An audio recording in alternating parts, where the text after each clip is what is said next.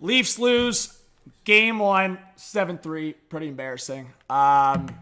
Positive, they look decent on the power play. A couple goals on the power play. The refs will be a conversation here, but I'll say this. I'll let the subscribers and the viewers put their opinion on the refs. I really don't think the refs determined the game here. Obviously, to a point, there were some bad calls made.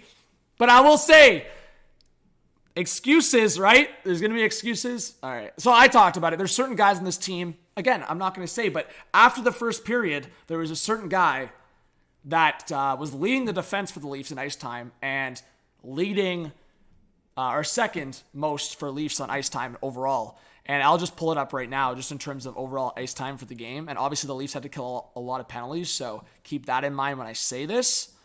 But there's certain guys in this team that played way more than they ever should in a playoff game. And Justin Hall played over 20 minutes. Again, shorthanded, he played over 7. So that's, again, keep that in mind. But yeah, it just can't happen. Obviously, the refs played a big part in this.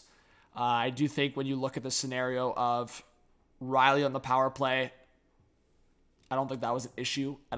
People are going to talk about certain things in this game that I really don't think played a part. That being, again, the refs.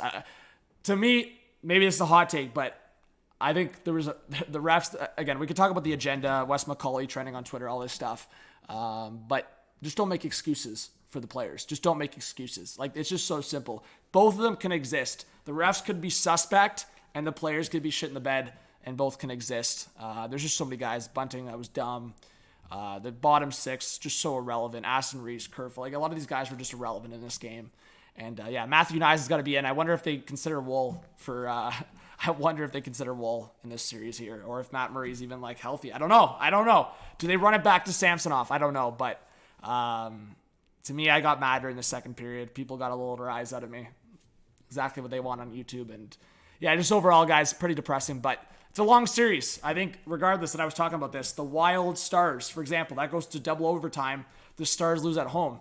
The Stars and Leafs are in the same spot. The Oilers choke a 3-1 lead. They lose in overtime. Again, I'm not making excuses. What I am saying is a loss in the playoffs is a loss. It doesn't matter what you lose by. Last year, game 1, the Leafs win 5-0, and the Lightning come back and win in Toronto. So the Leafs can do exactly that and win game 2 and then go to Tampa the same way it was last year, 1-1. So, we'll see, guys. Hit that subscribe button, hit the like, hit the notification bell. I'll be back for game 2 live streaming.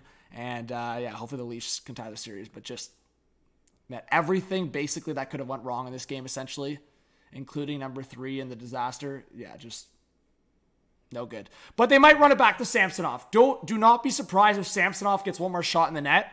I would not be surprised. Vasilevsky allowed 5 in game 1. So I wouldn't be surprised if they go back to Samsonov. But just keep in mind, if things don't go well, or if they have the opportunity to go, man, Joseph Wool looked good. He looked good against Tampa late in the season. You never know, right? All right, guys. Chat soon.